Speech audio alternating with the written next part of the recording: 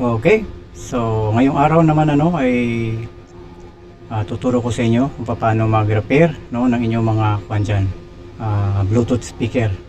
So yung sa atin dyan ay kuwan yan, tube na type. Okay, so sa mga kuwan dyan, mahilig sa mga electronic, lalo na yung mga baguhan, ay para sa inyo itong ginawa nating video. Okay, continue natin. Ayan. So, kapag alam nyo, kapag nagre-repair tayo ng computer, meron tayong tinatawag na status niya. Present status niya, kung ano yung condition niya. So, ayan, pinindot ko yung power, wala siyang yung power button. Wala siyang power.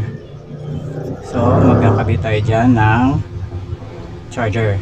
So, yung sa akin dyan ay 2.1 amp, charger sa cellphone, pero pang testing lang naman, pero dapat yung ginagamit ninyo ay lang yung 1 ampere lang, 5 volts 1 ampere na charger. Okay, so yan, nagcha-charge siya, nakita ninyo, pero namatay. Yan yung problema natin.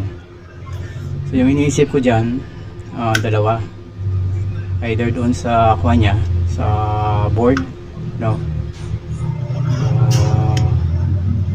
or dun sa rechargeable battery talaga. Okay, tapos may isa pa tayong problema, wala siyang sound. Ayan, so mamaya i-check natin yung mga connector niya.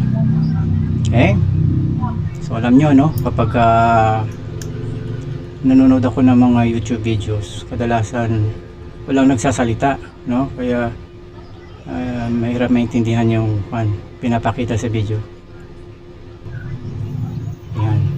Turn on ko siya. Ayun, meron siyang display. Yan, kung sa computer, 'di ba? Kung i-kuha natin sa computer, yan, kasi kuha naman niya 'to electronic. Yan, meron siyang display, 'di ba? Meron siyang LED, may mga indicator light siya.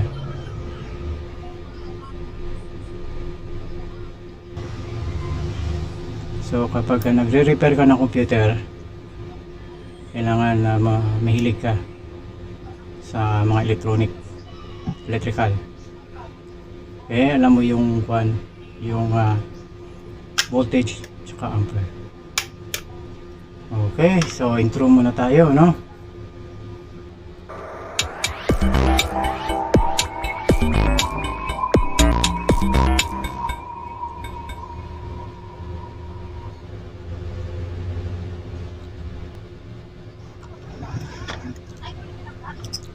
Okay.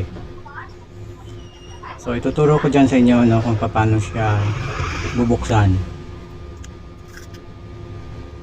Ayan. So panoorin nyo na lang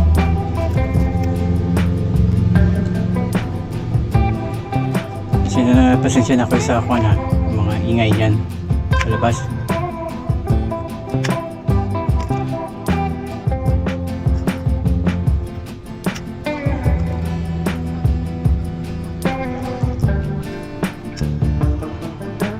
So nakita niyo, 'di ba? Ayan, malalaman niyo kung saan niyo huhugutin yung yung screw niya. Ayan, sa Ayan, nakita niyo?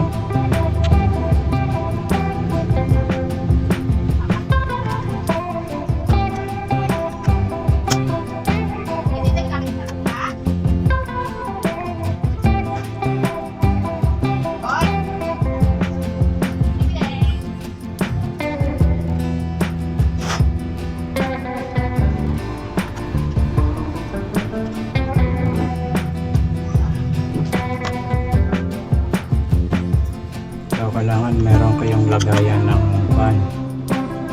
ilagay nyo sa isang lugar lang yung mga screws para hindi mawala.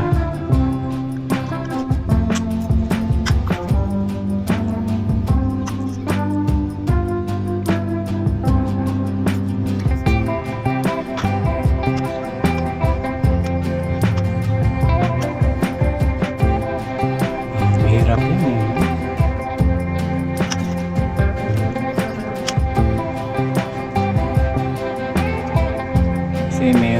mix na kwan yan eh. Pagka nagre-repair kayo. So yan, tinanggal ko na yung battery ano. So i-check natin. Lagay niyo sa 20 volts. Ha? Check natin yung output niya. Ayan, 1.4. Meron siyang karga. So ikabit natin, testing natin. Bakit wala siyang kwan? Walang power. Tingnan natin kung ano yung lumalabas na voltage. Bakit siya nagkakaproblema? Bakit walang power? No? So, kabit natin yung kwan, yung charger. Ayan.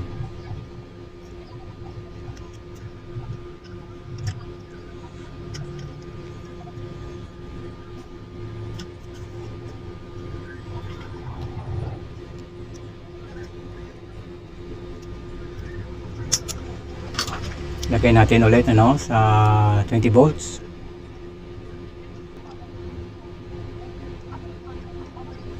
Ayun, meron siyang ano 2.29. Tapos pagka turn on natin, bumagsak siya ng 1.8.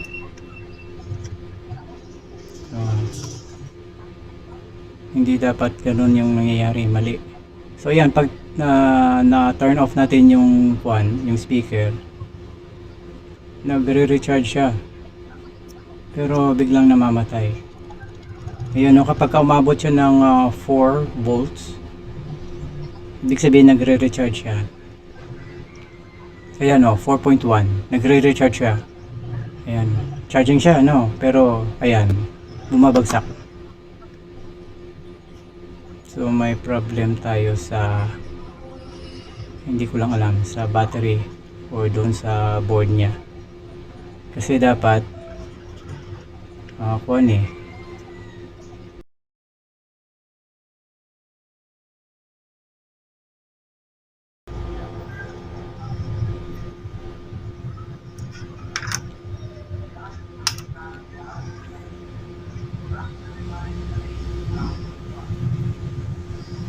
so ayan yung battery natin, 3.7 volts siya. Okay, so ilagay din ninyo yung inyong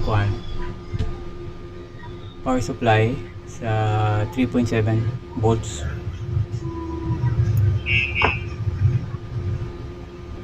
So try natin na mag-supply tayo ng 3.7 volts para i-testing natin kung kailangan natin mag-replace ng battery. So, yung battery muna yung unahin natin.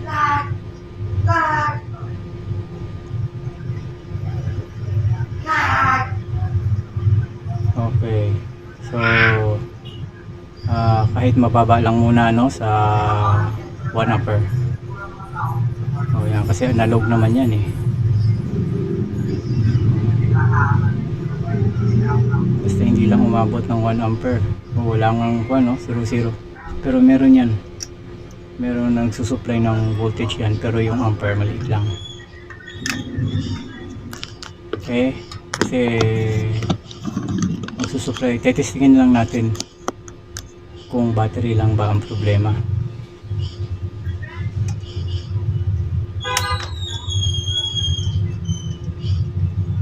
Diyan natin malalaman kung may problema sa iba, so sa speaker niya, or kasi wala din siyang may problema din siya sa sound.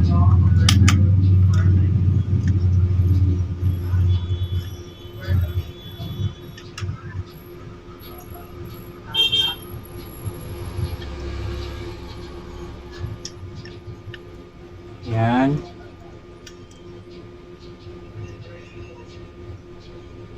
Bit natin sa red na wire. Hindi kayo magkakamali kasi meron siyang color eh.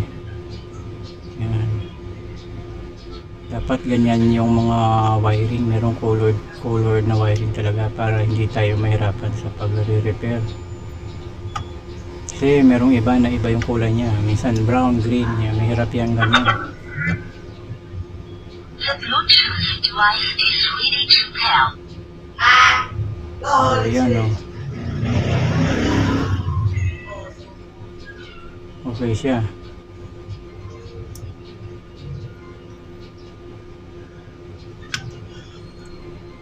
So, na-confirm natin na battery lang yung problema, no? Meron na siyang sound.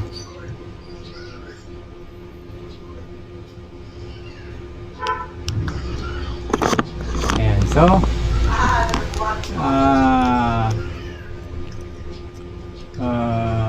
magre-replace tayo ng bagong rechargeable battery. Oh. So, hintayin na lang natin. 1 minute 37 seconds later. Yan. So kapag magre-replace kayo ng rechargeable battery, okay, dapat na meron siyang kwan dyan eh, number. Ayan. Yung sa akin dyan ay kwan. Ayan. Focus natin yung camera para makita. Masyado makita. Ayan o, 18650. Dapat magkatulad. Okay? So yung sa akin dyan is yung 1200 mAh, mas malaki.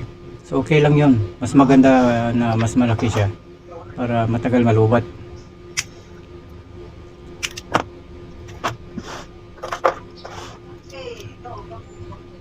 Okay.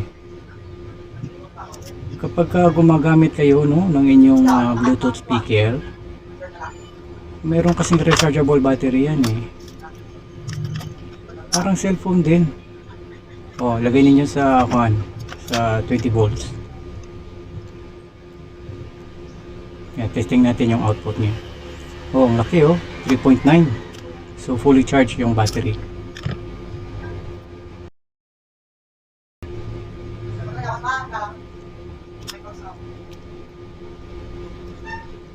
Oh, red sa red. Positive yan ha. Tapos yung black ay yung ground niya. Oh.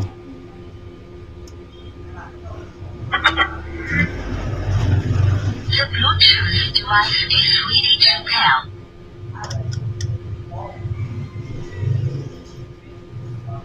Ayun. So, okay na siya. No? So, lalagyan natin ng lead para matibay yung kapit niya. Okay, so balik tayo, no? Kapag gumagamit kayo ng inyong Bluetooth speaker, ay parang kung cellphone, no? Na recharge niyo siya. Tapos, saka ninyo gamitin. Huwag niyo ginagamit yung mga Bluetooth speaker ninyo, no? Ginagamit niyo at the same time, nire-recharge niyo. Eh, dyan nasisira yung inyong mga battery. Okay? So, halimbawa ay, halimbawa, nalubat kayo. Ayan, no? Tapos, hirap kayo na, gusto nyo i-sustain yung power niya. Na lang, magkabit kayo ng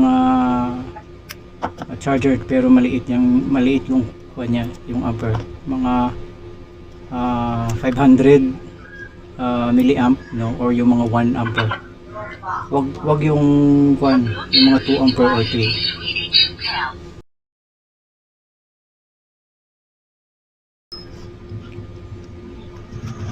Mababa lang. Okay, so ganyan lang oh. Sasaulin na natin yung mga kanya. Okay. So, ayan. Okay na.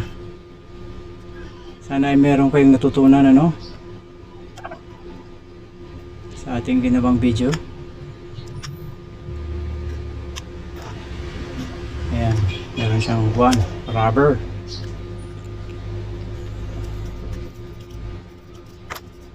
Mamaya ite-test natin kung ano na yung kanya pag nasa uli natin. Ayan. Try natin na ikabit yung kanya, yung charger.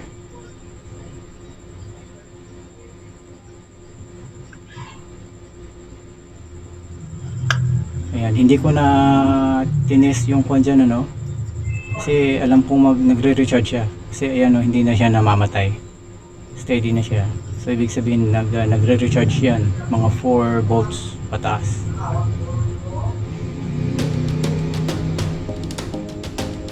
Okay.